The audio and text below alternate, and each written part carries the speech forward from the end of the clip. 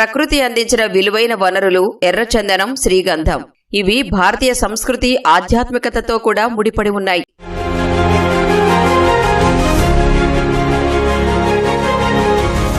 వేల ఏళ్ల చరిత్ర, ఆధ్యాత్మికతతో ముడిపడి అపారమైన ఆర్థిక విలువలు కలిగిన ఈ వృక్షాలు రైతులకు భారీ ఆదాయం తెచ్చిపెట్టే గనులై.